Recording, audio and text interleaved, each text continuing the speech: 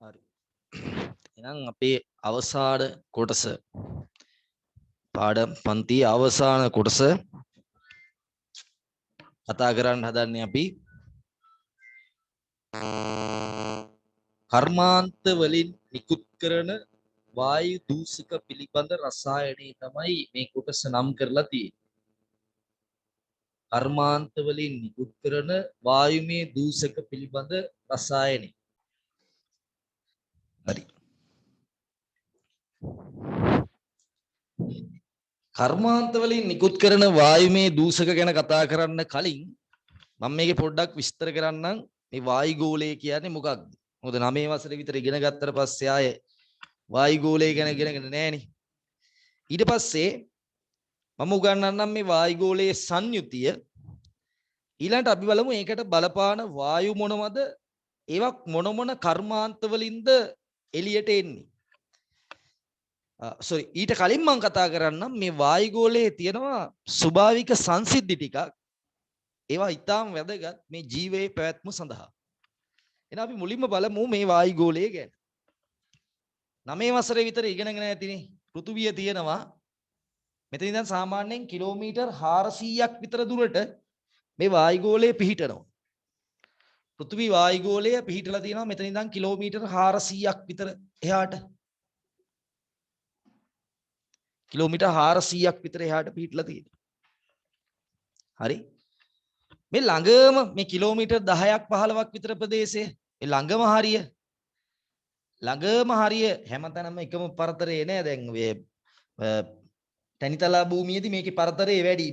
මේකේ කඳු මුදුනක් වගේ තැනකට ගියපුවම හිමාලයේ හරියේදී මේකේ පරතරේ ගොඩක් අඩුයි. ඒ වගේම මේ සමකාසන් රටවල් වල මේකේ පරතරේ වැඩි. මේ ද්‍රවාසන්නයේදී මේ පරතරය අඩු වෙනවා. ඒතර මේක තමයි ඔය සියල්ලන්ටම අපිට වැදගත් එක. මේකට අපි කියන්නේ පරිවර්තී ගෝලය. පරිවර්තී ගෝලය. මේ ළඟම එක අපිට සමීපම එක. ඔන්න ඔය පරිවර්තී ගෝලයේ තමයි ඔය කුරුල්ලෝ පියාඹන්නේ, කාලගුණ විපර්යාස, දේශගුණ විපර්යාස සිද්ධ වෙන්නේ, හුළඟ හමන්නේ, ඔය සේරම සිද්ධ වෙන්නේ මේ පරිවර්තී ගෝලයේ. ඒතර මේ මුළු වායුගෝලයේම සංයුතිය කිමින් කියන මුළු වායුගෝලයේම සංයුතිය මේ නයිට්‍රජන් තමයි වැඩි. එහෙම නැහැ. මෙන්න මේ පරිවර්තී ගෝලයේ වැඩිපුරම තියෙන්නේ නයිට්‍රජන් කියන වායුව 78ක් විතර තියෙනවා. ඒතර මේ වායුගෝලයේ සංයුතිය කියලා අපි මේ ඉදිරිපත් කරන්නේ පරිවර්තී ගෝලයේ සංයුතිය කියන එක හොඳට මතක තියාගන්න ඕනේ. මුළු වායුගෝලයේම අර කිලෝමීටර් 400ක් දුරට යනකම් විතරම නයිට්‍රජන් 78ක් නැහැ. හරි. ඒතර ඔක්සිජන් තියෙනවා ආසන්නව 120යි ගාණක් තියෙන 21ක් විතර. ඊළඟට වැඩියෙන්ම තියෙන වායුව ආගන් 0.9යි 3ක් විතර තියෙනවා. ඊළඟට කාබන් ඩයොක්සයිඩ් 9යි 3ක් විතර තියෙනවා. 0.3ක් විතර තියෙනවා. ඊට පස්සේ ওই ජල වාෂ්ප නම් හැමතැනම එකම සංයුතිය නෑ. ඒක තනින් තැනට වෙනස් වෙනවා. දවසින් දවසටත් සමහර වෙලාවට වෙනස් වෙනවා. ආර්ද්‍රතාවය කියන එක ඔය කියන්නේ. ඒක වෙනස් වෙනවා. ඊළඟට තියෙන්නේ ස්තර ගෝලය. ඊළඟට තියෙන ගෝලයට අපි කියනවා ස්තර ගෝලය. ස්තර ගෝලය. මේකට අපරිවර්තී ගෝලය කියලාත් කියනවා. අපරිවර්තී ගෝලය කියලාත් කියනවා. කියන්නේ පරිවර්තනයේ ක්‍රමානුකූල නැහැ. දැන් මේකේ නම් උඩට යන්න මේ පරිවර්තී ගෝලයේ ඉහළට යන්න පෘථිවි පෘෂ්ඨයේ ඉඳන් උඩට යන්න වායුගෝලයේ ඝනත්වය අඩු වෙලා පීඩනයේ අඩුවීමක් සිද්ධ වෙනවා. වායු පීඩනය අඩුවීමක් සිද්ධ වෙනවා. පරිවර්තී ගෝලයේ ඒ කියන්නේ ඔය කඳු මුදුනකට යනකොට පීඩනය අඩු වෙන්නේ. පරිවර්තී ගෝලයේ ඉහළට යනකොට වායු පීඩනය මොකද වායු ද්‍රවයේ ප්‍රමාණය අඩු වෙනකොට ගැඹුර වාතය කියන්නේ ද්‍රව ප්‍රවාහයක්නේ. ඒතර ගැඹුර අඩු වෙන්න පීඩනය අඩු වෙන්න ඕනේ. H/G කියන එකට අනුව. එහෙනම් පීඩනය අඩු වෙනවා. උෂ්ණත්වයත් ඉහළට යන්න අඩු වෙනවා. උෂ්ණත්වයත් අඩු වෙනවා. හැබැයි මේ ස්තර ගෝලය ගත්තාම මේකේ මැද හරියේ උෂ්ණත්වය ගොඩක් වැඩි. මොකද ඒකට මේ හිරු කිරණ හොඳට ලැබෙන නිසා. එතකොට මේ ඒකේ පරිවර්තනය ක්‍රමානුකූල බවක් නැහැ. ඊට පස්සේ තියෙනවා මධ්‍ය ගෝලයේ හෙවත් ශීත ගෝලය. මධ්‍ය ගෝලයේ හෙවත් ශීත ගෝලයේ තියෙනවා. ඒකේ උෂ්ණත්වය ගොඩක් අඩුයි. ඒකයි ඒකට ශීත ගෝලය කියන්නේ. ඊට පස්සේ අයන ගෝලය, බහිර් ගෝලය ඔක්කොටම අයන ගෝලය කියලාත් කියනවා. එහි උෂ්ණත්වය ගොඩක් වැඩි. මොකද එහි සූර්ය කිරණ වලට ගොඩක් ළඟ නිසා. එතකොට මේ අපිට වැඩියෙන්ම බලපෑම් කරන්නේ මෙන්න මේ දෙක. මේකෙනුත් මේක තමයි අපේ ජීවන කටයුතු සඳහා ඉතා වැදගත් වෙන්නේ. මෙන්න මේකේ තමයි මේ ස්තර ගෝලයේ තමයි ඉතා තුනී ස්තරයක් විදියට ඕසෝන් වායුව පිහිටලා තියෙන්නේ. මේ මේකේ මුළු ස්තර ගෝලයේම ඕසෝන් නැහැ. ඒකේ තුනී ස්තරයක් විදියට ඒකේ තියෙන යම්කිසි ක්‍රියාවලියක් නිසා ඕසෝන් කියන වායුව හැදිලා තියෙනවා. දැන් මේ වායු ගෝලයේ නොතිබුණා නම් අපිට මොකද වෙන්නේ? වායු ගෝලයේ නොතිබුණා නම් වායු ගෝලයේ නොතිබුණා නම් අපේ උෂ්ණත්වය සෙල්සියස් අංශක -16ක් විතර වෙනවා. වායු ගෝලයේ නොතිබුණා නම් අපේ පෘථිවියේ උෂ්ණත්වය සෙල්සියස් අංශක -16ක් විතර වෙනවා. හරිද? එහෙම වුණා නම් පෘථිවියේ ජීවීන්ට පවතින්න වෙන්නේ නැහැ. පෘථිවි ගෝලයේ ඇතුලේ ජීවීන්ට පවතින්න වෙන්නේ නැහැ. පෘථිවිය ජීවයට හිතකර තත්ත්වයක් පෘථිවිය තුල ජීවීන්ට හිතකර තත්ත්වයක් ඇති කරලා තියෙන්නේ මෙන්න මේ වායු ගෝලයේ විසින්. විශේෂයෙන් මේ පරිවර්තී ගෝලය සහ මෙන්න මේ ස්තර ගෝලය, පරිවර්තී ගෝලය සහ ස්තර ගෝලය තුල තමයි ජීවීන්ට හිතකර ජීව ක්‍රියාවලි සිද්ධ වෙන්නේ. හරි? ශ්වසනයේට ඔක්සිජන් සැපයීම විතරක් නෙමෙයි. මේක පෘථිවියේ උෂ්ණත්වය ජීවයට හිතකර තත්ත්වයකට ගේන්න ඉතාම වැදගත් වෙනවා. හරි? ඔතන නම් මම මුලින්ම වායු ගෝලය හඳුන්වලා දුන්නා. එතකොට අපි හිතන් හිටියට මේ වායු ගෝලයේ හැමතැනම එක වගේ කියලා හැමතැනම එක වගේ නෑ. පෘථිවියේ ඉඳන් ඈතට යන්න යන්න මේකේ ව්‍යුහය වෙනස් වෙනවා. පෘථිවියට ආසන්නවම තමයි මෙන්න මේ කියන ව්‍යුහය මේ කියන සංයුතිය තියෙන්නේ. පෘථිවියට ආසන්නයේම තමයි වැඩි ප්‍රතිශතයක් නයිට්‍රජන් වායුව තියෙන්නේ. හරි? නෝන්නම් සුපුඩි සටහනක් දාගන්න පුළුවන්. දැන් මම කතා කරන්න හදන්නේ ඔය O-level මට්ටමනේ. දැන් මම එනවා මේ පෘථිවියේ වායුගෝලයේ ඇතුලේ තියෙන ජීවීන්ට ඉතා හිතකර වූ ක්‍රියාවලි කීපයක් පිළිබඳව විස්තර කරන්න. ප්‍රධාන ක්‍රියාවලි දෙකක් පිළිබඳව මෙතනදී මම විස්තර කරනවා. ජීවීන්ට හිතකර වූ ක්‍රියාවලි දෙකක් තියෙනවා. ඒ දෙක තමයි මම විස්තර කරන්නේ. ඒතර ඔය ජෙට් යානා හැම යන්නේ මෙන්න මේ ස්තර ගෝලයේ. ඒකනේ මේකේ වායු කැළඹීම අඩුයි. මේ ස්තර ගෝලයේ වායු කැළඹෙන ගතිය අඩුයි. ඒකයි අර ජෙට් එකක් ගියපුවාම ගොඩාක් වෙලා යනකම් පාර හිටලා තියෙනව නේද? අපි හිතන්නේ ජෙට් එකෙන් එන විශාල දුමක් යනවා, ප්ලේන් එකකින් විශාල දුමක් යන්නේ නැහැ කියලා නේ. ඒක වැරදි. ජෙට් එක යන්නේ මෙන්න මේ වායු කැළඹීම් අඩු මේ ස්තර ගෝලයේ. ඒ නිසා ඒක අර පාර හිටලා තියෙනවා. මේ ගුවන් යානා ගමන් කරන්නේ මෙන්න මේ ගෝලේ. පරිවර්තී ගෝලේ. ඒතකොට ඒක අර වායු කැළඹෙන හින්දා මේ දිගට මේ පාර හිටලා තියෙන්නේ නැහැ. ඔන්නෝක තමයි ඒකට හේතුව. ඒතර කුරුල්ලොන්ට පියාඹන්න එහෙම අර බලයක් දෙන්න එපැයි. ගැටිලා ගම්මිතාවේ වෙනස් වෙලා බලයක් දුන්නොත් නේ උඩට විශ්සිලා යන්නේ නේද? අන්න ඒ බලය සපයන්න වායුව ගොඩක් තියෙනවා. වායුව වැඩිපුරම තියෙන්නේ කොහෙද? පරිවර්තී ගෝලේ. පෘථිවි වායු ගෝලයෙන් වැඩි ප්‍රතිශතයක් තියෙන්නේ කොහෙද? මේ පරිවර්තී ගෝලේ. හරි? හරි. දැන් මම අර කියපු කතාවට එන්නකෝ. මොකද්ද? මම කිව්වා වායු ගෝලේ නැති වුණොත් පෘථිවියේ වායු ගෝලයක් නැත්තම් එහෙම මොකද වෙන්නේ? ජීවීන්ට ජීවත් වෙන්න බෑ.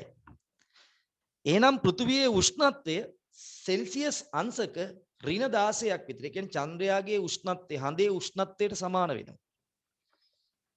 චන්ද්‍රයාගේ උෂ්ණත්වයට සමාන වෙනවා. එහෙම වුණොත් එහෙම ජීවීන්ට ජීවත් විය නොහැකි තත්වයටපත් වෙනවා. ඒක කොහොමද වායුගෝලයේ විසින් ඒක නැති කරලා තියෙන්නේ?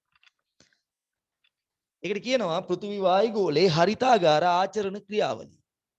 දැන් අහපු ගමන්ම හිතනවා අපි හරිතාගාර ආචරණය කියන්නේ හොඳ දෙයක් නෙමෙයි කියලානේ. අපිට හිතෙන්නේම හරිතාගාර ආචරණය කියන්නේ හොඳ දෙයක් නෙමෙයි. හරිතාගාර ආචරණය කියන්නේ නරක දෙයක් නෑ. මොකද්ද මේ හරිතාගාර ආචරණය කියන්නේ? දැන් අපිට හොඳට හිරු එළිය වැටුණාට අපේ රටේම සමහර තැන්වලට හිරු එළිය වැටෙන ප්‍රමාණය අඩුයි. කඳුකර ප්‍රදේශවලට එහෙම. ඒතර හිතන්නකෝ බාහිර පරිසර උෂ්ණත්වය ඍණ අගයක තියෙන නැත්තම් ඊටාම අඩු උෂ්ණත්වයක තියෙන රටක් තියෙනවා කියලා. ඒතර ඒ රටවල් හොයාගත්තා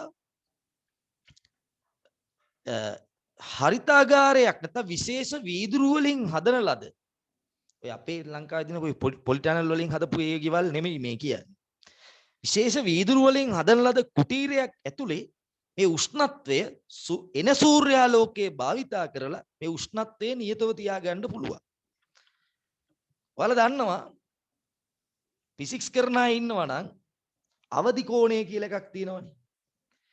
විරල මාධ්‍යයක ඉඳන් ගහන මාධ්‍යයකට ආලෝක කිරණ මේ ගහනතර ගහන මාධ්‍යයක ඉඳන් විරල මාධ්‍යයකට ආලෝක කිරණයක් යනකොට එහෙම යනකොට මේක අභිලම්බයෙන් ඉවතට ආලෝක කිරණේ යනවා. ආලෝකයේ හෝ ඕනම තරංගයක් යනවා. එතකොට මෙන්න මේ කෝණය මේ පතන කෝණය අපි වැඩි කරගෙන යනකොට එක්තරා සීමාවකින් පස්සේ මොකද වෙන්නේ? මේක මෙන්න මේ පෘෂ්ඨය හරහා යනවා. අන්නේ කෝණයට අපි කියනවා අවදි කෝණය. ක්‍රිටිකල් ඇන්ගල් එක කියලා කියනවා. මේ එතකොට පතන කෝණය අවදි කෝණයේ ඉක්මවා ගියපුවාම මොකද වෙන්නේ? මේ කිරණය පූර්ණ අභ්‍යන්තර පරාවර්තනයට ලක් වෙලා නැවත මුල් මාධ්‍යයටම එනවා. අන්න ඒකට පූර්ණ අභ්‍යන්තර පරාවර්තනය වෙන්නේ. එතකොට මෙන්න මේ සූර්යාගෙන් ලැබෙන කිරණවල තියෙන අදෝරක්ත කිරණ තමයි අපිව රත් වෙන්න හේතු වෙන්නේ. අදෝරක්ත කිරණ තමයි අපිව රත් කරන්නේ. 140 ගාණක් විතර තියෙනවා සූර්යා ලෝකයේ ඇතුලේ. එතකොට මේ අදෝරක්ත කිරණ වලට ඒක හින්දාම කියනවා තාප විකිරණ කියලා කියනවා. તો රත් වෙච්ච වස්තු පිට කරන්නේ තාප විකිරණ. දැන් මාත් මේ වෙනකොට අදෝරක්ත කිරණ පිට කරනවා. මේ ලයිට් නිමල ඔක්කොම කළුවර කරලා අදෝරක්ත කිරණ වලට සංවේදී කැමරාවක් හරි උපකරණයක් හරි තිබ්බනම් මාව ඒකෙන් බලා ගන්න පුළුවන්. ඕකෙන් තමයි අඟහරුවට කියවපු පාත්ෆයින්ඩර් යානේ කැමරාව ඔන්න ඔය තියරිය තමයි හදලා තියෙන්නේ. අද වෙනකොට ඒක භාවිතා කරනවා. ස්නයිපර් තුවක්කුල එහෙමත් භාවිතා කරනවා. නයිට් විෂන් කැමරාවලත් භාවිතා කරනවා. එතකොට ඊ අදෝරක්ත කිරණ ගැන කීවේ. එතකොට ඒක හදලා තියෙන්නේ ලංකාවේ කෙනෙක් නිසායි මම ඒක කීවේ. එතකොට අදෝරක්ත කිරණ ගොඩක් අය කියනවා ලංකාවේ කැම්පස් වැඩක් නැහැ කියලා මේ දවස්වල එහෙම මේකක් යනවා නේද? ඒතරේ ලංකාවේ කෙනෙක් කරපු වැඩක් තමයි ඒක. ඒතර අදෝරක්ත කිරණ තාප විකිරණ කියලා හඳුන්වනවා. දැන් මේ කුටීරය හදන්නේ මේ වීදුරුව හදලා තියෙන්නේ අදෝරක්ත කිරණ වල අවදි කෝණය අදෝරක්ත කිරණ වලට අවදි කෝණය කුඩා වෙන විදිහ. එතකොට මේකේන ගොඩක් මේ හිරු එළිය මේකට එන හිරු එළියේ තියෙන තාප කිරණ පරාවර්තනය වෙලා එළියට යන්නේ ඒවා පූර්ණ අභ්‍යන්තර පරාවර්තනයට ලක් වෙනවා. මේ කුටීරය ඇතුළෙම කැරකෙන්න පටන් ගන්නවා. එතකොට එන කිරණ ඕක ඇතුළේ එකතු වෙනවා. එතකොට එකතු වෙනකොට උෂ්ණත්වයේ ඉහළ යාමක් සිද්ධ වෙනවා. එතකොට මේ කුටීරයේ උෂ්ණත්වය අර සීමිත අදෝරක්ත කිරණ ප්‍රමාණය භාවිතා කරලා එළිය උෂ්ණත්වයට වඩා වැඩි කරගන්නත් පුළුවන්. ඒක එළියට යන්නේ නැති නිසා මොකද වෙන්නේ? නිශ්චිත අගයක දිගටම පවත්ව ගන්න පුළුවන්. එහෙම කරලා තමයි එයාලගේ රටේ හැදෙන්නේ නැති පළතුරු මල් ආදිය හදන්න පෙළඹිලා තියෙන්නේ. එතකොට එයාලගේ අවශ්‍යතාවයට සඳහා එයාලා පිටරටින් ගෙන්නනවා වෙනුවට තමන්ගේ රටේම ඒවා හදාගන්න පෙළඹුණේ එහෙමයි. ඒතර ඕක තමයි හරිතාගාර ආචරණය.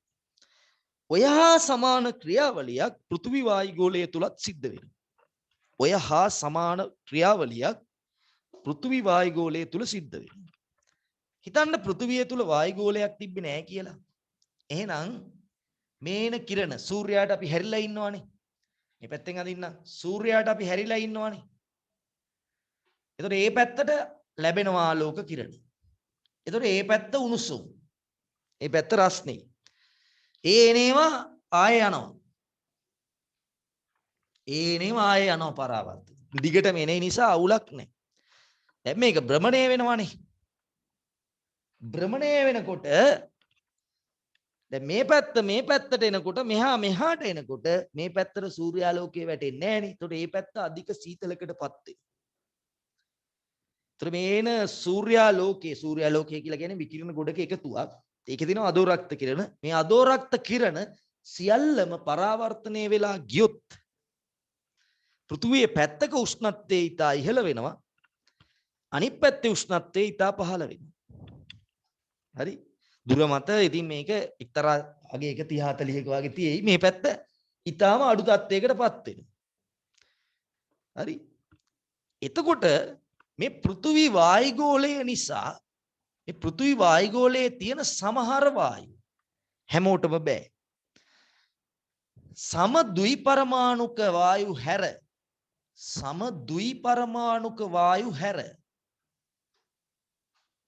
සම ද්විපරමාණුක වායු හැර අනෙක් වායු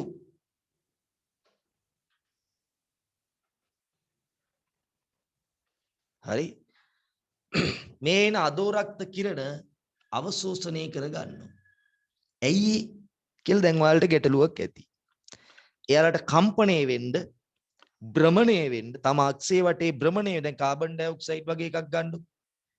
එතකොට මෙයාට මේ අණු එහෙම හිටියා දැන් අපි දන්නේ මේවා රේඛීයව යනවා කියලා විතරනේ. මෙයා මෙහෙම තම අක්ෂේ වටේ භ්‍රමණය වෙනවා. එතකොට මෙයා මෙහෙම කම්පණය වෙනවා. මේ කම්පන ශක්තිය භ්‍රමණ ශක්තිය තියෙන්නේ අර අදෝරක්ත කිරණවල ෆෝටෝන වල. ඒතර ඒව ඇදලා ගන්නවා. එතකොට මේ වගේ පරාවර්තනය වෙලා එළියට යන්නේ මේකේ ඉන්න වායුන් විසින් අවශෝෂණය කර ගන්න. ඒතර ඔක්සිජන්ට ඔය වැඩේ කරන්න බෑ. නයිට්‍රජන්ට ඔය වැඩේ කරන්න බෑ. නයිට්‍රජන් කරා නම් එහෙම පෘථිවිය ජීවයට අහිතකර තත්වයකටපත් වෙනවා. මොකද නයිට්‍රජන් ප්‍රමාණයත් එක්ක බලද්දී ඉතා ඉහළ නයිට්‍රජන් ප්‍රමාණයක් තියෙනවා. ඒතකොට නයිට්‍රජන් එහෙම අදෝරක්ත කිරණ අවශෝෂණය කරගන්න පෙළඹුණා නම් පෘථිවියේ උෂ්ණත්වය ඉතා ඉහළ තත්වයකටපත් වෙනවා. ඒ වාසනාවකට වාගේ නයිට්‍රජන් එහෙම කරන්නේ නැහැ. මොකද ඒක සම ද්විපරමාණුකයි. එයාට කම්පණය වෙන්න, භ්‍රමණය වෙන්න අක්ෂයක් නැහැනේ භ්‍රමණය වෙන්න. නිසා එයාට ඒව අවශ්‍ය වෙන්නේ නැහැ. එතකොට සම ද්විපරමාණුක වායු හැර අනෙක් වායු මෙන්න මේ විදියට අදෝරක්ත කිරණ අවශෝෂණය කරගෙන ඒවා එළියට ඒවයින් කොටසක් යනවා. කොටසක් පෘථිවි අවශෝෂණය කර ගන්නවා මේ වායු විසින්. හරි. ඊට පස්සේ අර ආය රත් වෙච්ච වස්තු විකිරණ අවශෝෂණය කරා වගේ විකිරණ විමෝචනයත් කරනවා. ඊට පස්සේ එයාලා දැන් මේ මොකද වෙන්නේ පෘථිවියට නැවත මේ විකිරණ පිට කරනවා තාප කිරණ විදියට. අන්න මේ වායුගෝලය නිසා දිවා රාත්‍රී දෙකේම පෘථිවි උෂ්ණත්වය එකම අගයක පවත්ව ගන්න පුළුවන් වෙලා තියෙනවා. දවල්ට උරනවා හවසට ඒවා පිට කරනවා. එතකොට මම කියන හවසට පිට කරනවාම කියලා නෙමෙයි. එහෙම වෙනවා. එතකොට ඉතින් මේකේ උෂ්ණත්වය නියත අගයක පවත්ව ගන්න පුළුවන්. තව එකක් වෙනවා. ජල චක්‍රයේ ක්‍රියාත්මක වීම. ජල චක්‍රය. ඇයි කොහොමද? ජලය වාෂ්පීකරණය වෙනවා. වාෂ්පීකරණ ක්‍රියාවලිය මොකද වෙන්නේ? තාප අවශෝෂකයි. ජලය ඔය ගංගා ඇලදොල ඔය තියෙන මුහුදෙන් ජලය වාෂ්ප බවට පත් වෙනවා. ඒතර මේ වාෂ්පීකරණ ක්‍රියාවලිය තාප අවශෝෂකයි. ඒතර මේ වාෂ්පීකරණ ක්‍රියාවලිය උදෙසා මේ තාප කිරණ වල තාප ශක්තිය ලබා ගන්නවා. ආයේ මේ ජල වාෂ්ප ඝනීභවණය වෙනකොට ද්‍රව ජලයේ බවට අර තාපය පිට කරනවා. එතකොට ඒකනේ අර වහින දවසට දාඩි දාන්නේ ගොඩක්. වර්ෂාව දවසක් එනකොට කළු කාට කරගෙන එනකොට අමුතු උෂ්ණයක් ඇඟට එනවා. ඒ එන්නේ ඇයි? ඉරක් නැහැ ඒ උනට උෂ්ණයි. ඒ උෂ්ණය ඇති වෙන්නේ ඇයි? අර ජල වාෂ්ප ඝනීභවණය වීමේදී තාපය පිට කරනවා. ඒ තාපය පිට කරනකොට ඒ තාපය මගින් ඒ තාපය නිසා අපි රත් වෙනවා. උණුසුම් වෙනවා. එතකොට පෘථිවි වායුගෝලය තුල හරිතාගාර වායු විසින් ක්‍රියාත්මක කරන හරිතාගාර ආචරණය හරිතාගාරයක් තුල සිදුවන ක්‍රියාවලියට සමාන ක්‍රියාවලියක් සිදුවීමත් ජල චක්‍රයේ ක්‍රියාත්මක වීමත් කියන කාරණා මත පෘථිවි උෂ්ණත්වය සෙල්සියස් අංශක 20ක වාගේ ප්‍රශස්ත තත්වයක තියෙනවා. හැමතැනම නෙමෙයි. හිම තියෙන තැන්වල අඩුයි. ප්‍රශස්ත අගයකට ගෙනල්ලා තියෙනවා. ඒ නිසා ජීවයට හිතකර තත්ත්වේ පවත්ව ගන්න පුළුවන් වෙලා තියෙනවා. ඒක ජීවයට හිතකර උෂ්ණත්වය. එහෙනම් දැන් ඔයාලට තේරෙනවා මේ වායුගෝලයේ නැත්තම් පෘථුවිය කියන්නේ මල ග්‍රහ ලෝකයක්. පෘථුවිය තුල ජීවයක් පවතින්නේ නැහැ. පැත්තක් රත් වෙලා පැත්තක් සීතල වෙලා හිරුට නිරාවරණය වූ පැත්ත අධික උෂ්ණත්වයටපත් වෙලා තියෙන එකක් තමයි පෘථුවිය කියලා කියන්නේ. ඒතර පෘථුවියේ ජීවයේ පැවැත්ම තිර කරලා තියෙන්නේ. උෂ්ණත්වයේ තිර කිරීම කරලා තියෙන්නේ මොකෙන්ද?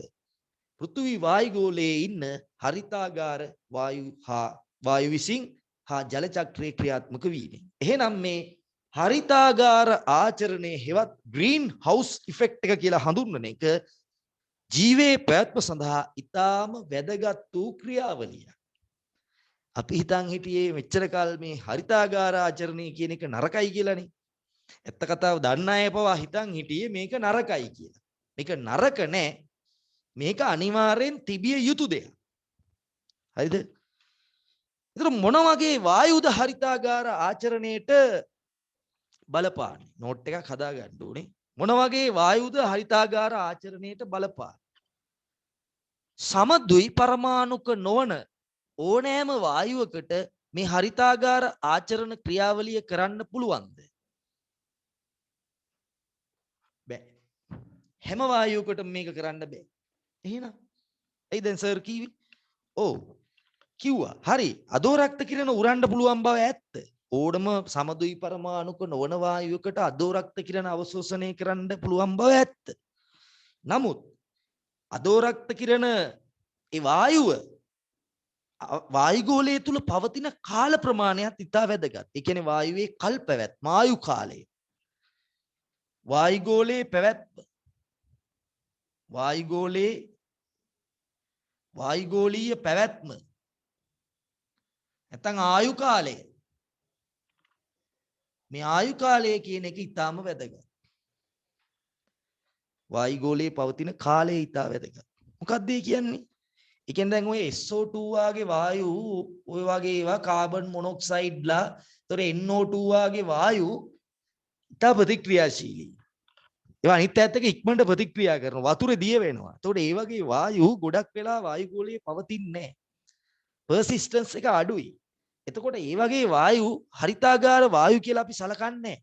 අදෝරක්ත කිරණ උරාගත්ත පමණින් අපි ඒක හරිතාගාර වායුවක් කියලා සලකන්නේ නැහැ. දෙක අදෝරක්ත කිරණ අවශෝෂණය කර ගැනීමට ඇති හැකියාව ඉහළ වෙන්න ඕනේ. අදෝරක්ත කිරණ අවශෝෂණයට ඇති හැකියාව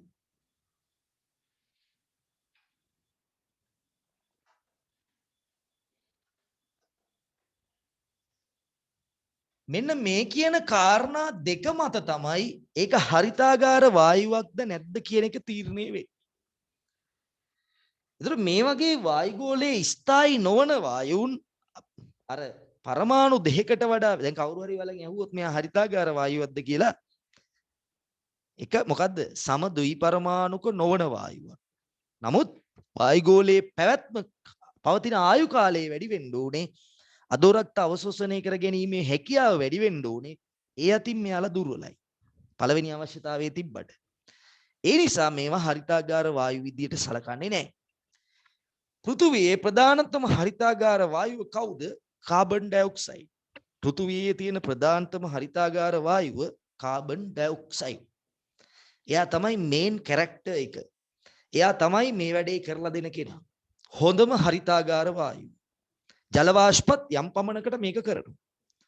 ජල වාෂ්ප වලටත් මේ හැකියාව තියෙනවා. එතකොට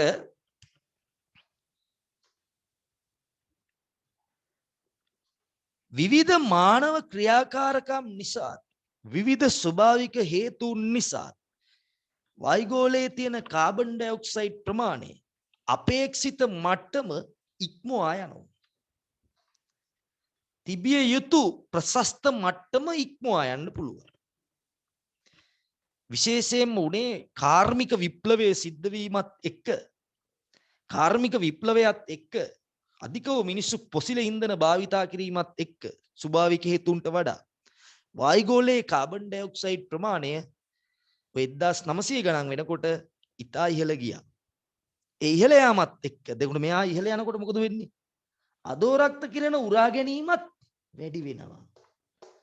අදෝරක්ත කිරණ උරා ගැනීම වැඩි වෙනකොට අදෝරක්ත කිරණ අවශෝෂණය වැඩි වෙනකොට පරාවර්තනය කරන ප්‍රමාණයත් වැඩි වෙනවා. එතකොට පෘථිවි පෘෂ්ඨයේ උෂ්ණත්වය ඉහළ යාමක් වෙනවා. ඒකට අපි කියනවා ගෝලීය උණුසුම. ඒක පාරිසරික අර්බුදයක්. ග්ලෝබල් වර්මින්. ඒක හරිතාගාර ආචරණය අධිකව සිදුවීම නිසා ඕනම දෙයක් අතිරහ වුණත් ඕනට වඩා ඕනේ නැහැ කියනවා වගේ. දැන් මොකද උනේ? අර හොඳ දේ ඕනට වඩා වැඩි වුණාම ඒක අහිතකර තත්ත්වයටපත් වෙනවා. ගෝලීය උණුසුම කියන්නේ ගැටලුවක් නෙමෙයි. පාරිසරික ගැටලුවක් නෙමෙයි. ගෝලීය පාරිසරික අර්බුදයක්. මොකද මේ ගැටලුව සහ අර්බුදය අතර තියෙන වෙනස්කම? ලංකාවේ තියෙන ආර්ථික ගැටලුවක නෙමෙයි ආර්ථික අර්බුදයක. ආර්ථික ගැටලුවක් නෙමෙයි තියෙන්නේ ආර්ථික අර්බුදයක්. මොකද මේ අර්බුදයයි ගැටලුවයි අතර තියෙන වෙනස. ගැටලුව කියන්නේ එකයි. ඒකට විසඳුමක් හොයන්න පුළුවන්. අර්බුදය කියන්නේ තව ගැටලු ගණනාවක් මතු කරනවා. තව පාරිසරික විතරනේ පාරිසරික, දේශපාලනික, සමාජීය, ආර්ථික විශාල ගැටලු ප්‍රමාණයක් නිර්මාණය කරනවා. අන්න ඒකයි මේක ගෝලීය පාරිසරික අර්බුදයක් කියලා කියන්නේ. ලෝකේ තියෙනවා ගෝලීය පාරිසරික අර්බුද නැත්නම් පාරිසරික අර්බුද 4ක්. මේ 4න් දෙකක් සුළුයි. දෙකක් ඊටාම නරකයි. මේ දෙක ලෝකේ වෙනස් කරනවා. සම්පූර්ණයෙන්ම ලෝකේ විනාශ කරලා දාන්න පුළුවන් මේ වායුගෝලීය ඒ පාරිසරික ආචරණ දෙකට. ඒ අර්බුද දෙකට. අපි කතා කරන්නේ අන්න ඒවා පිළිබඳව. දැන් සාරාංශ කරගන්න බලන්න මොකද්ද අපි කතා කරේ කියලා. පොඩි කටුකොලයක දාගන්න මං ඉස්සරෝම වායුගෝලයේ පොඩ්ඩක් හඳුන්වා දුන්නා. ඊළඟට මම හරිතාගාරයක් කියලා කොහේවත් නැති එකක් කිව්වා. ඊට පස්සේ හරිතාගාරය ගෙනල්ලා අතෑරියා වායුගෝලයට. අන්න එතනදී අපි දැනගත්ත මොකද්ද මේ පෘථිවි වායුගෝලයේ තුලත් මේ පරිවර්තී ගෝලයේ විශේෂයෙන්ම සිද්ධ වෙනවා මොකද්ද? හරිතාගාර ආචරණය හා සමාන ක්‍රියාවලිය. කවුද ඒක කරන්නේ? ඒක කරන්නේ ඒකේ ඉන්න හරිතාගාර වායු විසින්. මොනවද හරිතාගාර වායු කියන්නේ? සම ද්වි පරමාණුක නොවන වායුගෝලයේ පැවැත්ම ආයු කාලයේ වැඩි. අදෝරක්ත කිරණ උරා ගැනීමට හැකියාව වැඩි කිරණ වලට මේ වායු වලට අපි කියනවා හරිතාගාර වායු. එතකොට ඒක කොහොමද ගැටලුවක් උනේ? විවිධ මානව ක්‍රියාකාරකම් නිසා වායුගෝලයේ තියෙන හරිතාගාර වායු ප්‍රතිශතය ඉහළ යාමක් සිද්ධ වෙලා තියෙනවා. ඒ ඉහළ යාම නිසා හරිතාගාර ආචරණ ක්‍රියාවලියත් වැඩි වෙලා තියෙනවා. ඒ නිසා පෘථිවි පෘෂ්ඨයේ උෂ්ණත්වය ප්‍රශස්ත කියන්නේ තිබිය යුතු නියම උෂ්ණත්වය ඉක්මවා යනවා. ඒ ඉක්මවා යාම නිසා මොකද වෙන්නේ? පෘථිවිය උණුසුම් වෙනවා. ඒක අපිට විතරක් නෙමෙයි මුළු ලෝකෙටම බලපානවා, පෘථිවියටම බලපානවා. ඒ හින්දා ඒකට අපි කියනවා ගෝලීය උණුසුම. ගෝලීය උණුසුම කියන්නේ එක ප්‍රශ්නයක් නෙමෙයි, ප්‍රශ්න ගොඩක ආරම්භයක්. ඒ හින්දා අපි ඒකට කියනවා ගෝලීය පාරිසරික අර්බුදයක්. මේ ගෝලීය පාරිසරික අර්බුදය විවිධ පාරිසරික ගැටලු, ආර්ථික ගැටලු, සමාජීය ගැටලු ඇති කරනවා. ඔය සීතකරණවල භාවිතා කරා වායුවක් ක්ලෝරෝෆ්ලෝරෝකාබන්. මේ ක්ලෝරෝෆ්ලෝරෝකාබන් පහළ වායුගෝලයේදී අක්‍රියයි. ක්ලෝරෝෆ්ලෝරෝකාබන් කියන්නේ කාබන් එකක් තියෙන හේලෝ හයිඩ්‍රෝකාබන්. මේක එක ක්ලෝරීන් එකක් හරි එක ෆ්ලෝරීන් එකක් හරි තියෙනවා. අඩුම වශයෙන් එක ක්ලෝරීන් එකක් එක ෆ්ලෝරීන් එකක්වත් තියෙන්න ඕනේ. ඒවට තමයි කියන්නේ ක්ලෝරෝෆ්ලෝරෝකාබන්. ෆෙරෝන කියලාත් කියනවා. මේවා අදෝරක්ත කිරණ අවශෝෂණය කර ගැනීම හැකියාව අතින් ඉතා ඉහළයි. ප්‍රමාණය සුළුයි. වායුගෝලීය ප්‍රමාණය සුළුයි. හැබැයි අදෝරක්ත කිරණ අවශෝෂණය කර ගැනීම හැකියාවෙන් ඉතා ඉහළයි. ඒ හින්දා ක්ලෝරෝෆ්ලෝරෝකාබන් කියලා කියන්නේ ප්‍රබල හරිතාගාර වායු විදිහට තමයි අපි සලකන්නේ. මෙන්න මේ වගේ නේ. ක්ලෝරීන් එකක්වත් ෆ්ලෝරීන් හා ක්ලෝරීන් පමණයි තියෙන්නේ. ඔන්න ඔය වගේ ඒවට තමයි කියන්නේ මේ වගේ වෙනස් කර කර යන්න පුළුවන්. ඔය වගේ දෙකක් තියෙනවා. ෆෙරෝන නැත්තම් ක්ලෝරෝ ෆ්ලෝරෝ කාබන්. ක්ලෝරීන්ම තියෙන්නත් බෑ ෆ්ලෝරීන්ම තියෙන්නත් බෑ. ඔය මොනවටද භාවිතා කරන්නේ? සීතකරණවල සීතකාරක වායු විදියට භාවිතා කරනවා. සීතකරණවල සීතකාරක වායු විදියට භාවිතා කරනවා. දැන් නම් ඒකට විකල්ප වායුන් හඳුන්වා දීලා තියෙනවා. මොකද මේක මේ හානියට අමතරව තව හානි ඇති කරනවා. ඊට අමතරව මෙයා භාවිතා කරනවා ඒරසෝල ඇති කරන්න. මොකද්ද ඒරසෝලයක් කියන්නේ?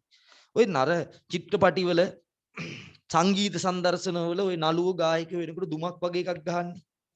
ඒ දුම ගහනකොට ඒ වෙන්නේ යවට තියෙන අංශු ඝනීභවණය වෙලා වායුගෝලයේ ලොකු අංශුවක් හැදෙනවා. අංශු හැදෙනවා. ඒව නිසා වායුගෝලයේ අර විනිවිදභාවයේ පාරදෘශ්‍යභාවය අඩු වෙනවා. අන්න ඒ වගේ හැදෙන විශාල අංශු වලට ලොකු කියන හැට පේනවා චුටි අංශු හැදෙනවා. කුඩා අංශු එකතු වෙලා අන්න ඒ தත්ත්වය ඇතිකරන්න භාවිතා කරන විසුරුම් කාරකවල මේක තිබ්බා. ගිනි නියවණේමයි විසුරුම් කාරකයේ විදියට තිබ්බා. සුවඳ විලවුන් වල විසරකාරකයේ කියන්නේ දෙයක් අරගෙන යන දිය කරන ද්‍රාවකයේ විදියට ජූස් ගාලා විදිනකොට ඒක සුවඳ දිය කරලා තියෙන්නේ. අන්න ඒකට මෙයාව යොදාගත්තා. අද වෙනකොට ලෝකෙ මේකේ තියෙන හානිය දැකලා මේක සීමා කරන්න පටන් අරන් තියෙනවා. හරි. හේලෝ හයිඩ්‍රෝකාබන් මේවට විකල්ප හඳුන්වා දීලා තියෙනවා. අපි පස්සේ බලමු. ඒතර මේක එන හැටි තමයි කෘෂි කර්මාන්ත කෘෂි රසායනික ද්‍රව්‍ය වල විසරකාරකයේ විදියට විසරකාරකයේ කියන්නේ අර විදිනකොට ඒව දැන් රසායනික ද්‍රව්‍ය දිය කරලා දාන්න තියන්න එපයි. ඒක ඒතර වාහකය විදියට තියෙන්නේ. අන්න ඌ තමයි මේ විසරකාරකයේ කියලා කියන්නේ. විසිරිකාරකයේ විසිරවන කෙනා. හරි ඒ එක විදියට මෙයාව භාවිතා කරලා තියෙනවා. හරි.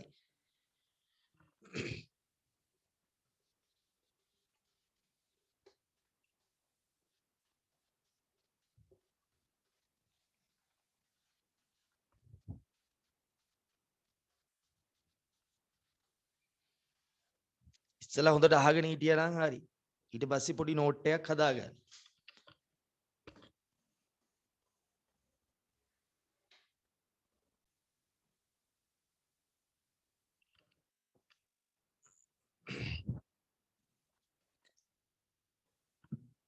එතකොට දැන් බලන්න හරිතාගාරයක ක්‍රියාවලිය පැහැදිලිද? හරිතාගාර ක්‍රියාවලිය. හරිතාගාර ගාරයක සිදුවන ක්‍රියාවලියට අපි කියනවා නමක් මොකද්ද? හරිතාගාර ආචරණය. හරිතාගාර ආචරණය. මොකද්ද මෙතනදී වෙන්නේ? හරිතාගාරය තුල ඉහළ තරංග ආයාම තියෙන අදෝරක්ත කිරණ පූර්ණාභ්‍යන්තර පරාවර්තනයට ලක් කරලා මේ තුල උෂ්ණත්වය නියත මට්ටමක පවත්ව ගන්න. ඕක කොහොමද පෘථුවියට අදාළ වෙන්නේ? පෘථුවියට වායුගෝලයක් තිබ්බේ නැත්නම් මේන අදෝරක්ත කිරණ සියල්ලම පරාවර්තනය වෙලා එළියට යනවා. මේ සියල්ලම පරාවර්තනය වෙලා එළියට යනවා. එහෙම වුණොත් මොකද වෙන්නේ? එහෙම වුණොත් පෘථිවි උෂ්ණත්වයේ පැත්තක් අධික ඉහළයි පැත්තක් අඩුයි. ඒතර වායුගෝලයේ තියෙනවා මොන වායුද? මේ වායුගෝලයේ තියෙනවා හරිතාගාර වායු. කොහොමද ඔයා මේ හරිතාගාර වායුවක් අඳුරගන්නේ? මේක නොතිබ්බනම් පෘථිවියේ උෂ්ණත්වය -16යි. හඳේ උෂ්ණත්වයට සමානයි. දැන් ලියා ගන්න. හඳේ උෂ්ණත්වයට සමානයි. එහෙම වුණා නම් මොකද වෙන්නේ? පෘථිවියට ජීවයට පවතින්න බෑ. මොනවද මේ හරිතාගාර වායු කියන්නේ? සම ද්විපරමාණුක නොවන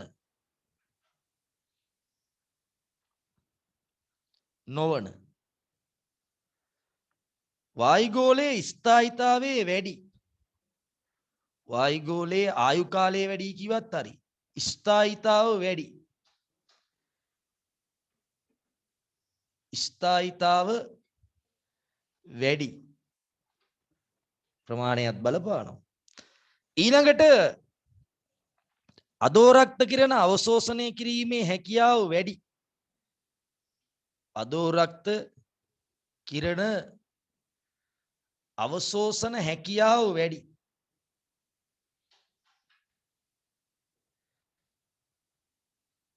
වැඩි. මෙන්න මේ අවශ්‍යතා තුනම තිබ්බොත් ඔන්න ඔය වගේ වායුන්ට අපි කියන මොන වායුද? හරිතාගාර වායු. උදාහරණ දුන්නොත් කාබන් ඩයොක්සයිඩ් තමයි ප්‍රධාන. CH4 මීතේන් වාගේ වායු කොහෙන්ද යන්නේ? නිර්වායු ශ්වසන තත්ත්වයටදී මීතේන් කියන වායුව පිට වෙනවා. ඊළඟට ජල වාෂ්ප. ඊළඟට ඔය මං කියපු ක්ලෝරෝෆ්ලෝරෝ කාබන් කොහෙන්ද යන්නේ කියලා කිව්වා. කොහෙන්ද මෙයා එන්නේ? සීතකරණවල සීතකාරක වායුව විදියට. සීතකරණවල සීතකාරක වායුව විදියට. ඒරසෝල නිපදවන්න. අර දුමාර ඇති කරන්න ඒරසෝල නිපදවීමට. සුවඳ විලවුන් වලදී විසිරකාරකයක් ද්‍රාවකයක් විදියට. ද්‍රාවකයේ විදියට. කෘෂි කර්මාන්තයේදී කෘමිනාශකාදී වල්නාශකාදීහි විසරකාරකයේ විදියට. විසිරිකාරකයේ විදියට. ඔන්න ඔය වගේ දේවල් වලට ක්ලෝරෝෆ්ලෝරෝ කාබන් භාවිතා කරනවා. මේ හරිතාගාර ආචරණය පෘථිවිය තුල සිද්ධ වීම නිසා මොකද්ද වෙන වාසිය? පෘථිවි උෂ්ණත්වයේ ප්‍රශස්ත මට්ටමකට ගෙනල්ලා තිනවා. ඒක විතරද? නෑ. තව එකක් තියෙනවා. මොකද්ද? පෘථිවි වායුගෝලයේ තියෙනවා ක්‍රියාවලි දෙකක්. මොකද්ද? ජල චක්‍රය. කොහොමද ජල චක්‍රය? ජලයේ වාෂ්පීකරණය වෙන්න අදෝරක්ත කිරණ වලින් තාප ශක්තිය ගන්නවා. එයා ඝනීභවණය වෙනකොට ඒ තාපය පෘථිවියට මුදා හරිනවා. ජල චක්‍රයේ ක්‍රියාත්මක වීම. ජල චක්‍රයේ ක්‍රියාත්මක වීම. ඊට පස්සේ ඊට අමතරව තව ඒවා තියෙනවද? ඔව්. හරිතාගාර ආචරණය.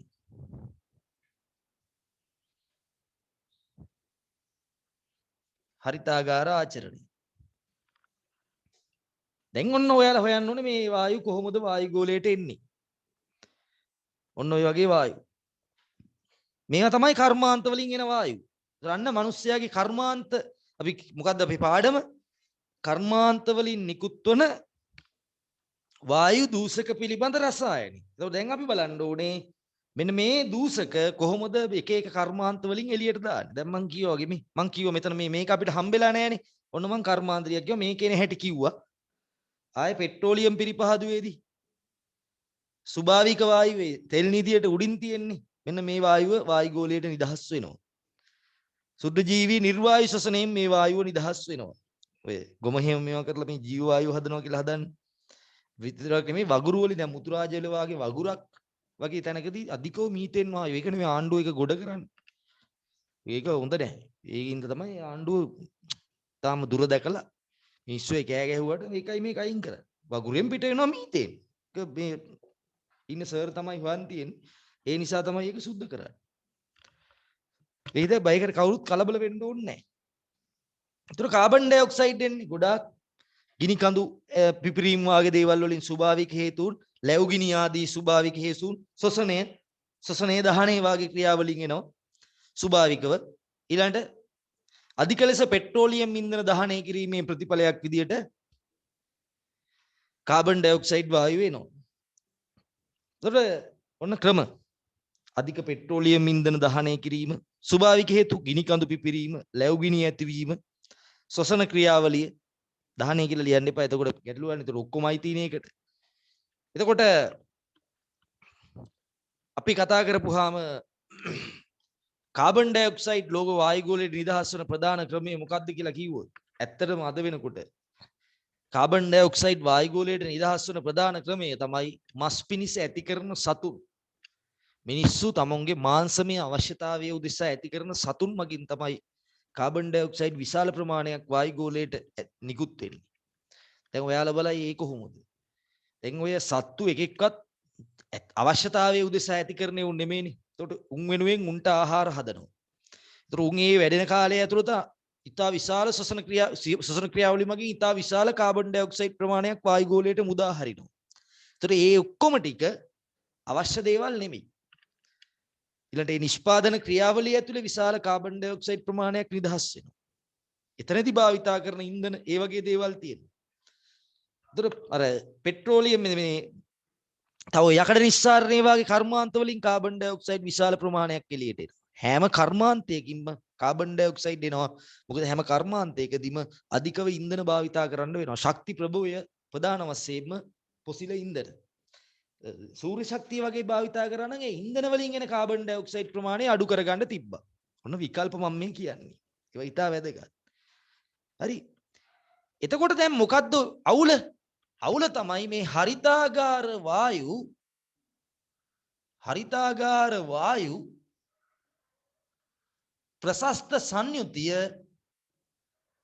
ප්‍රශස්ත සංයුතිය ඉක්මවා යනවා. ඉක්මවීම. එතකොට හරිතාගාර ආචරණ ක්‍රියාවලිය වැඩි වෙනවා. වැඩි වෙනකොට අවුල්ද? ඔව්. එතකොට අදෝරක්ත කිරණ ප්‍රමාණය පෘථුවියට එන වැඩි වෙලා පෘථුවි පෘෂ්ඨයේ උෂ්ණත්වය වැඩි වෙනවා. එතකොට ඒකේ ප්‍රතිඵලය මොකද්ද? පෘථුවියේ උෂ්ණත්වය වැඩි වෙනවා. පෘථුවියේ උෂ්ණත්වය වැඩි වෙනවා. පෘථුවි උෂ්ණත්වය වැඩි වෙනවා. එතකොට ඒකට අපි කියනවා මොකද්ද? ගෝලීය උණුසුම.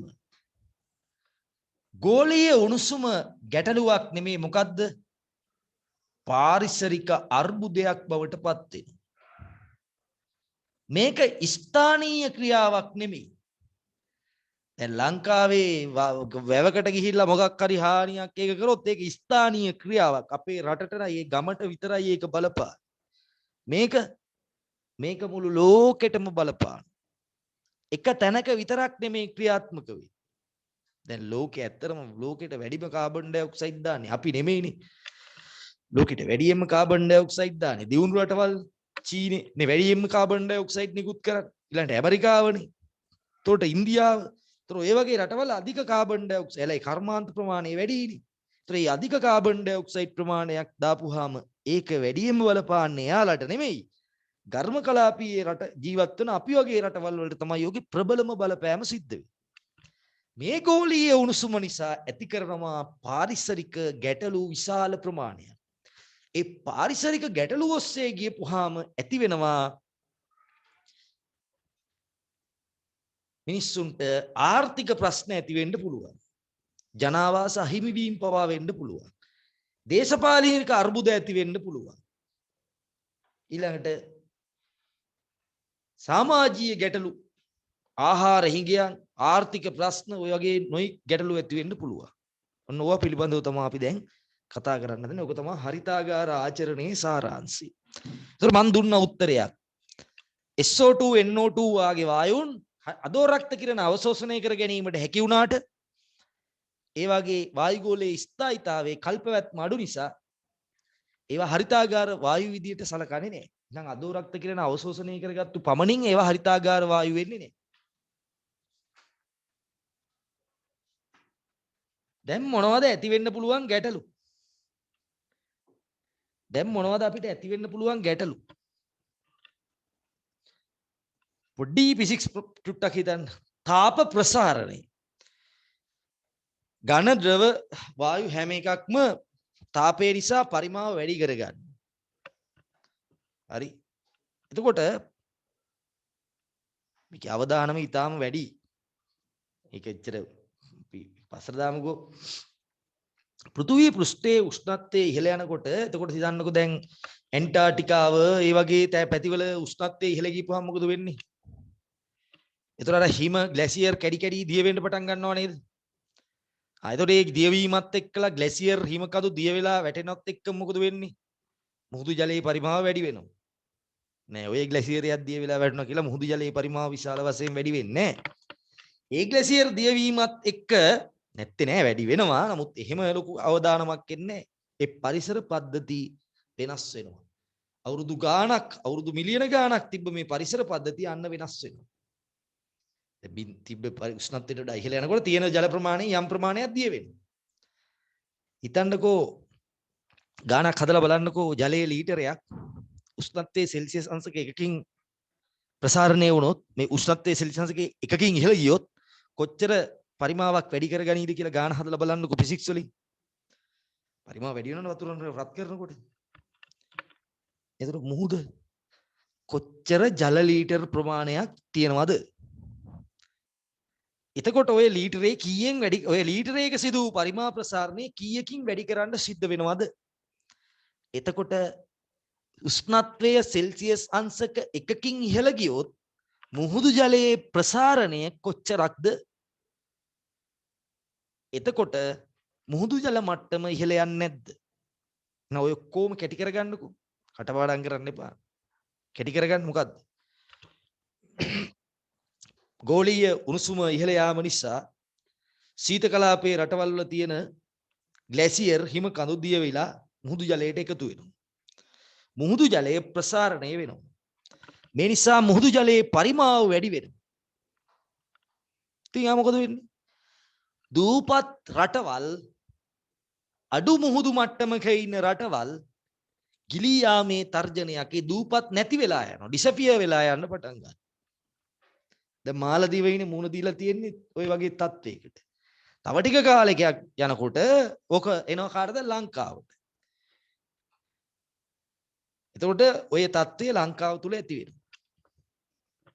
ඕවා තමයි හැබෑ ප්‍රශ්න. ඕවට තමයි උත්තර හොයන්න ඕනේ. එතකොට පහත් බිම් ජලයෙන් යට වෙනවා. පහත් බිම් ජලයෙන් යට වෙනවා. ඒතර ඔන්න කතන්දරේ මම පැහැදිලි කරලා දුන්නා. පහත් බිම් ජලයෙන් යට වෙනවා. තේරුණායි? කොහොමද වෙන්නේ කියලා මම පැහැදිලි කරා. ඊට පස්සේ පහත් බිම් ජලයෙන් යට වෙනවා.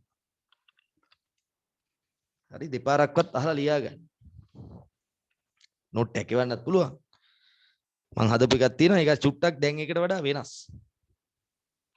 මේ පොතේ තියෙන ප්‍රකාශ රසායනික භූමිකාව කියන හරිය තමයි චුට්ටක් වෙනස්. අනිත් තරම් ඔක්කොම එකයි.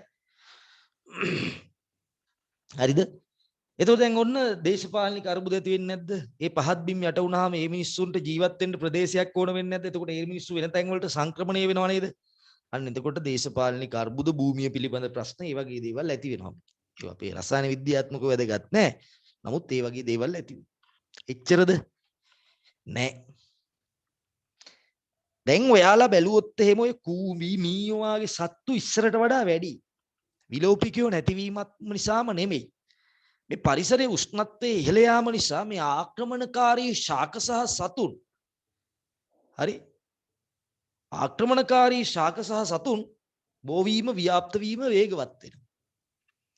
ඊළඟට හිතන්නකෝ දැන් ඉස්සර එහෙම මේ පැතිවල වැඩිපුර ඔය විසගෝර සර්පයෝ හිටියේ නෑ. අපේ වගේ පැතිවල එහෙම ඉස්සර හිටියේ නෑ. උන් හිටිය අර අනුරාධපුර පොළොන්නරු ඒ වගේ පැතිවල. දැන් මිනිස්සු කියනවා මේ ඔය වැලි ටිපර් එනවා. ඒ වැලි ටිපර් වලින් තමයි මේ ඔය සත්තු ඇවිල්ලා මෙහෙට බෝ වෙන්නේ. ඒක නෙමෙයි වෙන්නේ.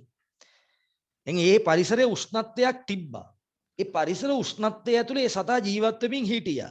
ඒ උෂ්ණත්වය මිනිස්සු සංවේදී නොවුනට ඒ උෂ්ණත්වය ඉහළ යනකොට ඒ සතාගේ අර තියෙන උෂ්ණත්වයට වඩා ඒ උෂ්ණත්වය ඉහළ යනකොට ඒ සතාට ඒ පරිසරයේ ඉන්න බැරි වෙනවා. ඒතර ඒ සතා සංක්‍රමණය වෙනවා අර සීත පැතිවලට. ඒතර ආක්‍රමණකාරී සතුන් ශාක ව්‍යාප්ත වෙන්න පටන් ගන්නවා.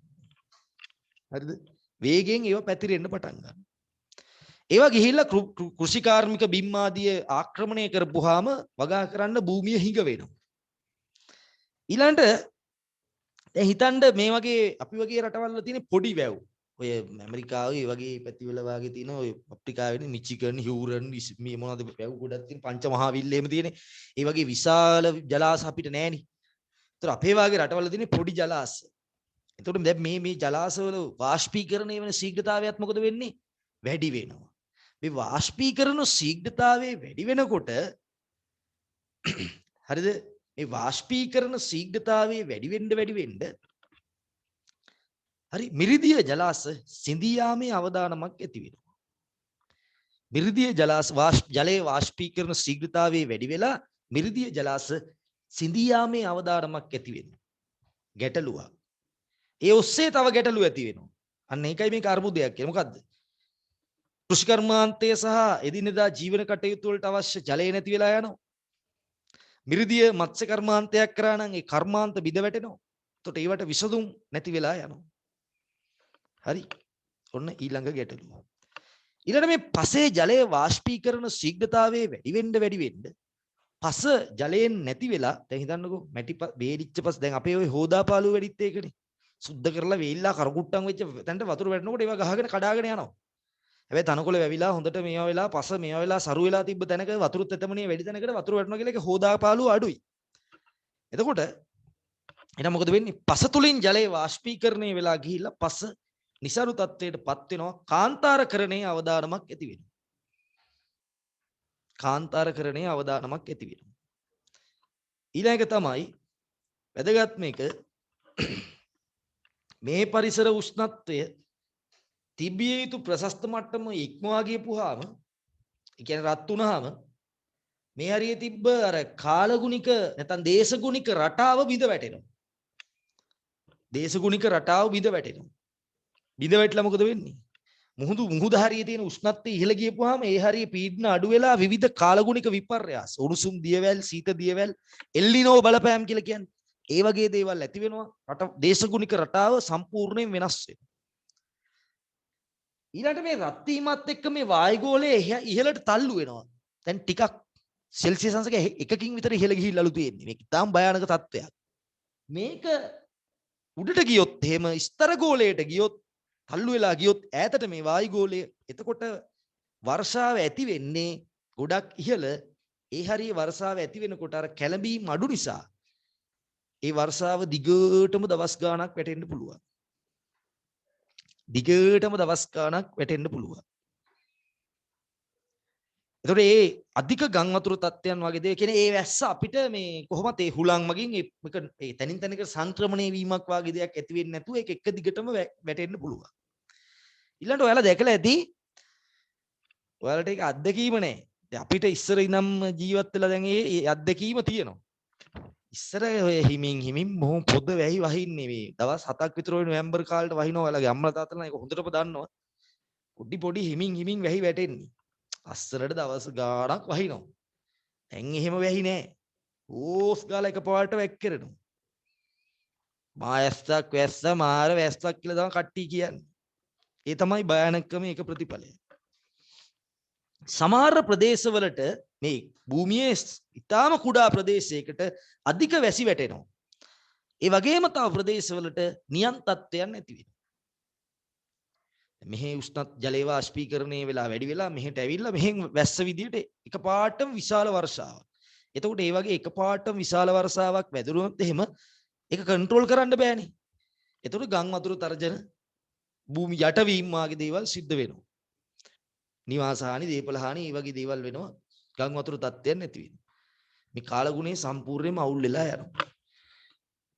ඒ ඔස්සේ තව ගැටලු ඇති වෙනවා. ඒ නිසා මේක විශාලම පාරිසරික අර්බුදයක්. ඒතොර රටක් විදියට මිනිස්සු විදියට විසඳුම් හොයන්න ඕනේ මෙන්න මේ වගේ ප්‍රශ්න වලට. අර තම්බියා මේක කරා, අරක කරා, අරූ කෑවමාව දෙමුල්ලු තමයි ඔක්කොම කරේ.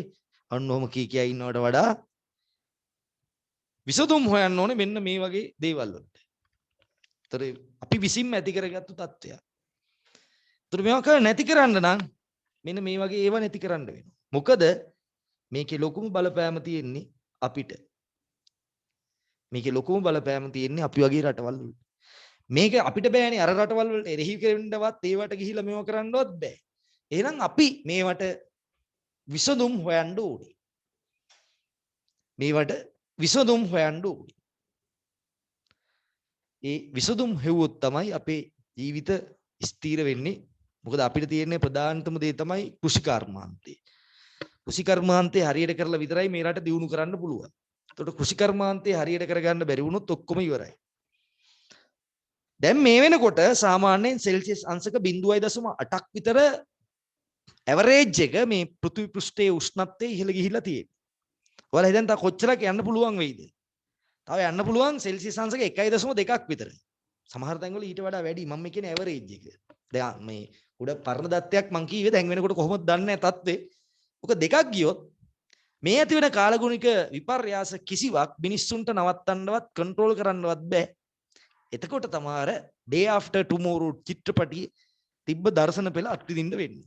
මං හිතන්නේ අපිට බැරි වුණත් ඔයාලා ඒ කාලේ වෙනකොට ඔයාලට මේක අත්විඳින්න පුළුවන්. අපි මොන විභාග පාස් කරලා කොච්චර ඉහළට ගියත් අපිට මේකෙන් ගැලවිල්ලක් නැහැ. හරි. එතකොට ඔන්න ඕක තමයි මේකේ තියෙන භයානකකම. එකින් එකට බද්ධ වෙච්ච විශාල පාරිසරික ගැටලු සංඛ්‍යාවක් ඇති කරනවා මේ උස්සේ. හරි. ලෝකයේ තියෙන ලොකුම ගැටලුව වල සහ ලංකාව මුහුණ දීලා තියෙන ලොකුම අර්බුදය පාරිසරික අර්බුදය සහ බලශක්ති අර්බුදය.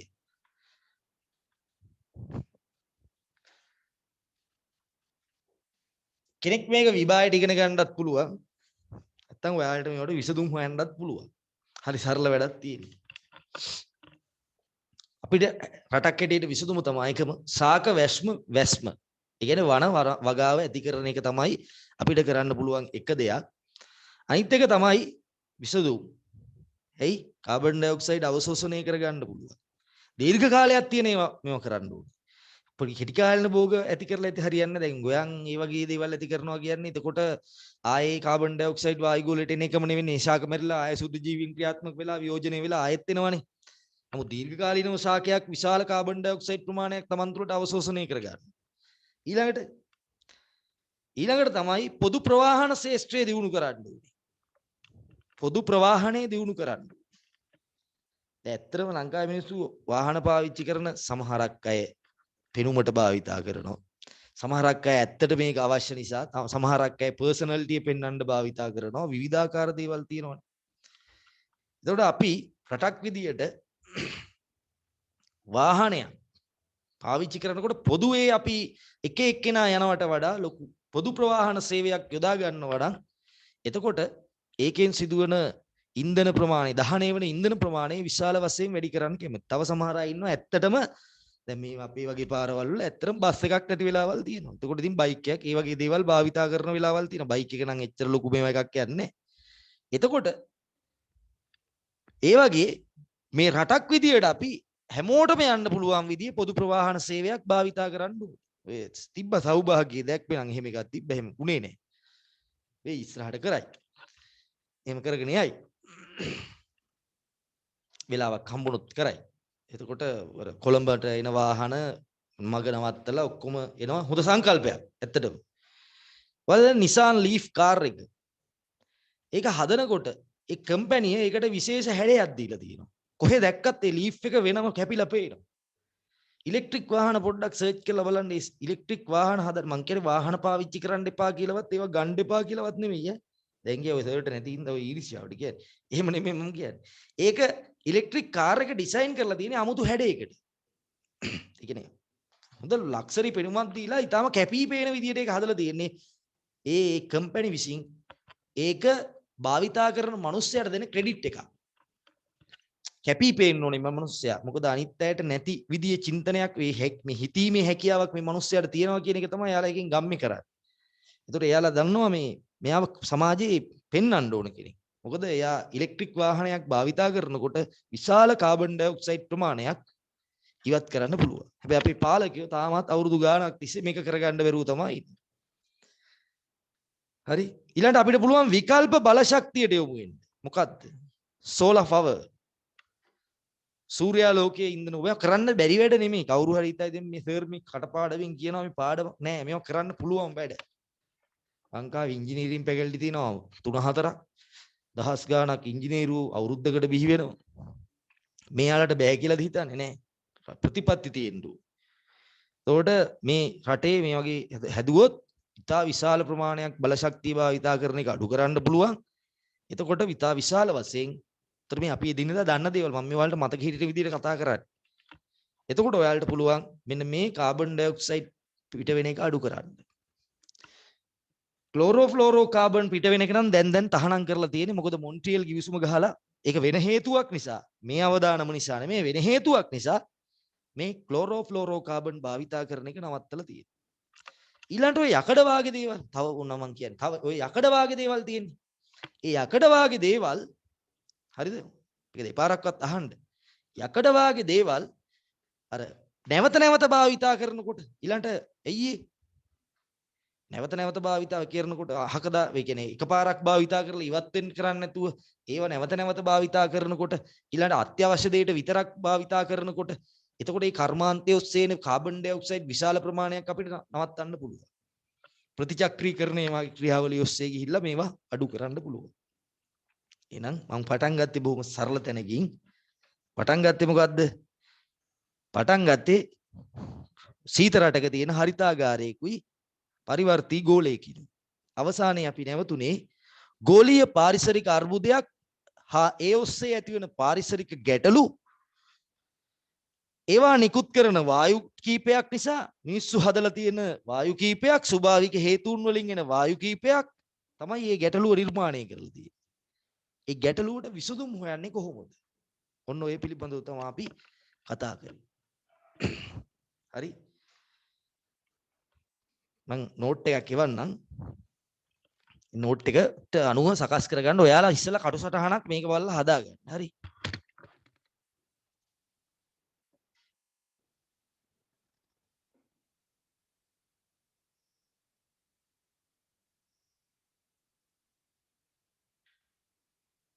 අම්මේ